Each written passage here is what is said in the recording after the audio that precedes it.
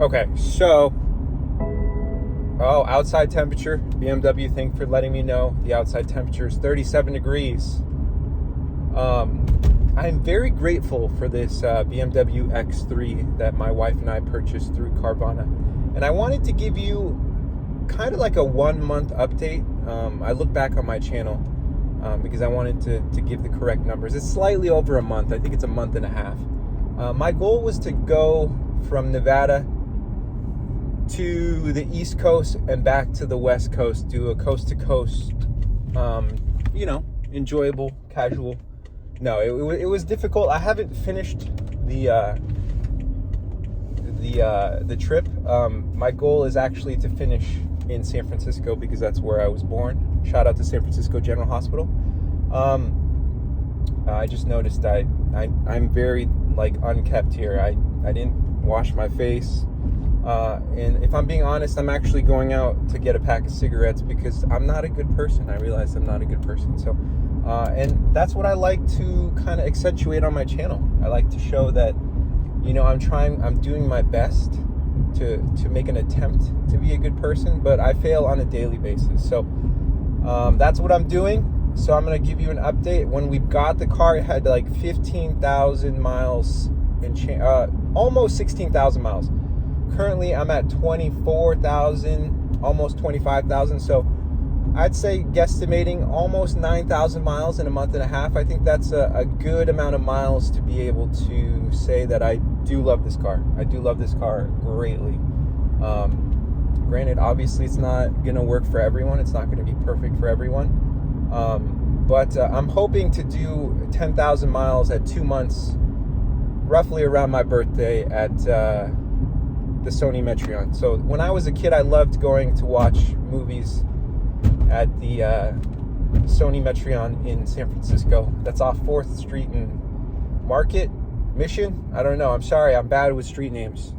I need to work on that as well. So, but actually the main purpose of this the video is I just felt compelled. I felt compelled to go back to a location where I'm not a house of worship, I guess I would call it. I'm not affiliated with any organizations in the religious spectrum.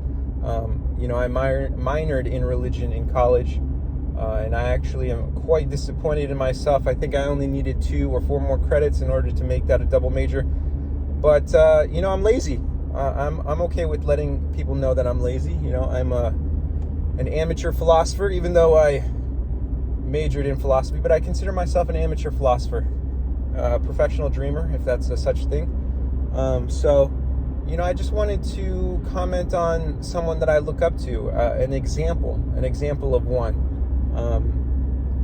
I don't feel like I need to mention a name because there's many examples of people who live their life, I think, as a metaphor for what they believe in. So, and I don't think you need to read books. I don't think you need to dedicate hundreds or thousands of hours into trying to understand someone. I think in every moment, someone can teach you kind of who they are and what they believe. So, and this is obviously my opinion. So please don't take it for anything more than just my opinion. But I can't help but think about the last moments of this gentleman's life on planet Earth and how he cried out to say that, even though he knew he was being wronged, he knew he was being treated poorly, to say the least. But in those last moments, he cried out to his Father in heaven to forgive those that were hurting him. And I think that's a really important moment. I don't think when I was younger I truly understood that. And I think this was a man, as well as whatever other weight you want to, whatever else you want to believe he was, but he was also a man.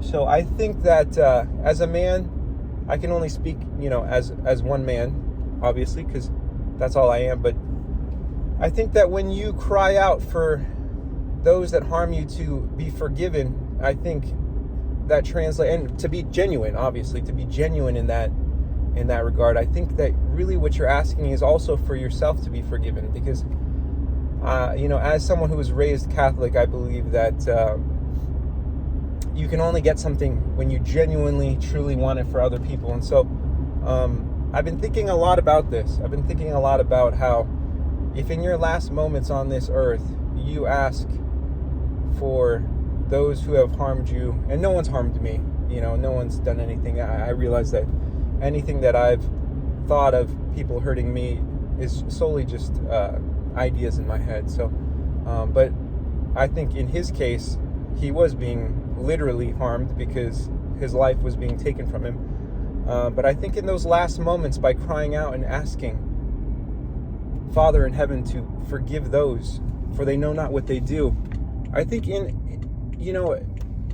some ways, I think he was asking also to be forgiven for what he had done in his life, because I've realized that there's no one that's perfect. Everyone has made mistakes.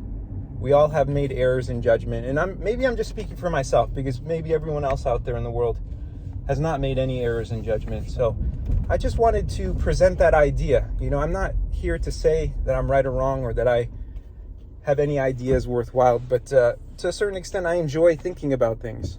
I enjoy thinking about things and contemplating life. And every day when I wake up, I realized I'm a new person, and I'm grateful for being alive, because my father passed away in his sleep. And I think that's the best thing that we can hope for, is to pass away peacefully in our sleep. Okay, so here it is. I love you. Thank you. There's the mileage. I can't tell. I appreciate you, fellow believers in Jesus Christ. I love you. Have a blessed day.